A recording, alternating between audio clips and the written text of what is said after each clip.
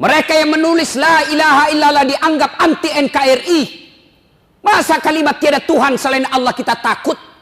Dan siapa yang lakukan itu? Orang Islam sendiri.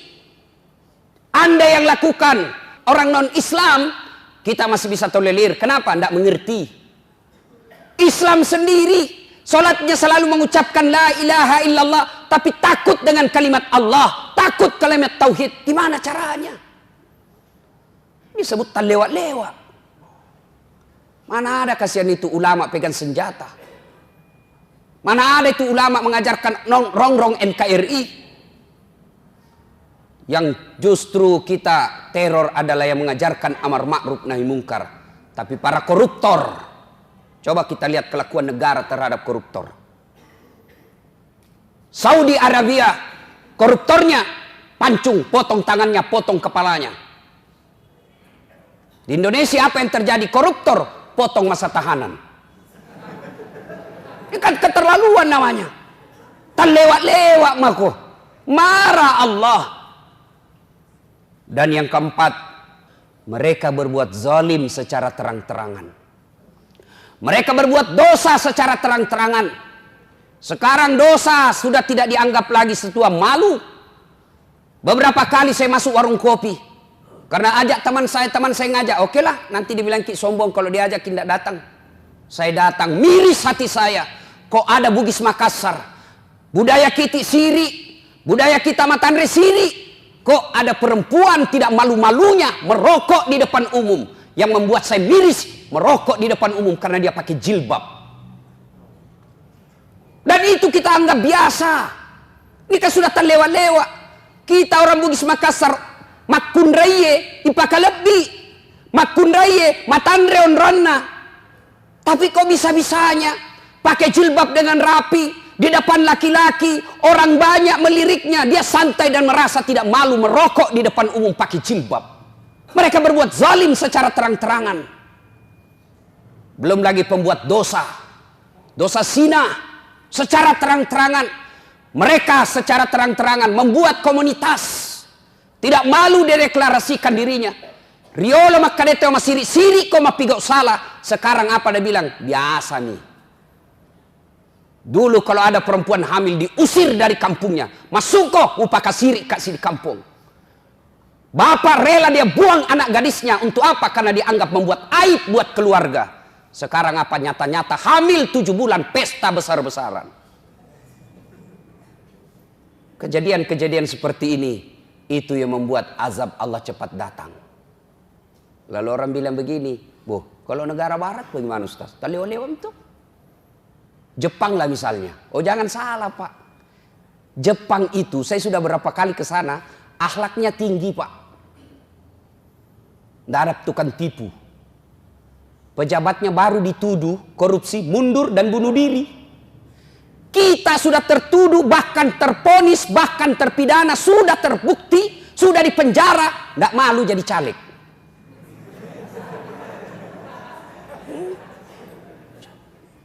Apalagi kita lihat negara kita, bandingkan negara Eropa, barangkali yang banyak dosanya dibanding Indonesia. Oh, jangan salah Pak, mereka banyak dosanya tapi cerdas. Punya teknologi yang bisa mengantisipasi bencana alam. Beberapa saat yang lalu ketika terjadi angin taifun di Jepang, saya ada di sana Pak. Saya mau khotbah Jumat di sana. Mereka tidak panik. Kenapa? Mereka punya teknologi. Sebelum terjadi, 24 jam sebelum terjadi, di handphonenya sudah dia tahu angin itu sudah di sini sekarang. Lagi sekian jam sampai di lokasi kita.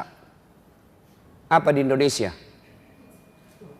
Sejak 2012, ternyata alat pencatat deteksi dini tsunami sudah rusak. Sejak 2012, baru Pina kasih tahu Ki. Kalau begini negara kita, jangan salah. Na'udzubillah min zalik. Mudah-mudahan kejadian di Palu, Donggala, Sigi menjadi pelajaran buat kita semua. Merugi orang yang diberikan teguran oleh Allah, lalu tidak mengambil iktibar pelajaran dari itu. Ya ko yalenno paringarseng, yalenno paringereng. Kau sudah ditegur, lalu kau tidak ingat juga. Inna azabi lazadid. Sesungguhnya azabku sangat pedih. Bencana alam ini sesungguhnya ada 3 sifatnya. 1, ujian. 2, teguran. 3, hukuman. Apa bedanya Ustadz? Tergantung siapa yang ditimpa. Apabila orang beriman, orang baik, hancur rumahnya, meninggal istrinya, maka sesungguhnya orang alim itu kena ujian. Namanya ujian mau naik pangkat. Namanya ujian mau naik kelas. Anak-anak mahasiswa kalau mau jadi sarjana tentu nulis skripsi berat. Kenapa? Anda mau mendapat gelar sarjana. Ujian. Yang kedua, teguran. Siapa mereka yang ditegur? Orang baik yang berbuat salah. Orang baik yang berbuat salah. Dia yang sholat, dia juga yang korupsi. Dia yang rajin sedekah, dia juga yang makan barang haram.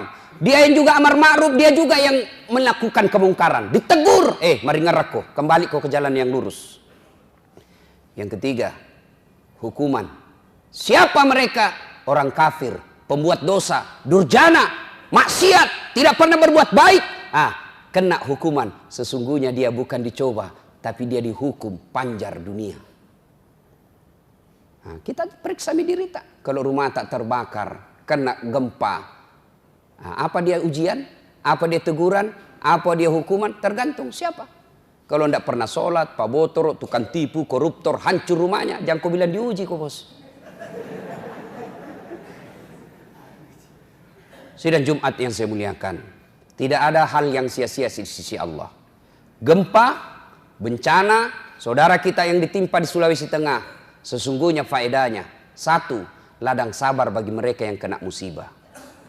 Bagi mereka yang kena musibah, ini ladang amal. Berat, sakit hati, menderita. Karena memang hadiahnya sungguh luar biasa. Apa?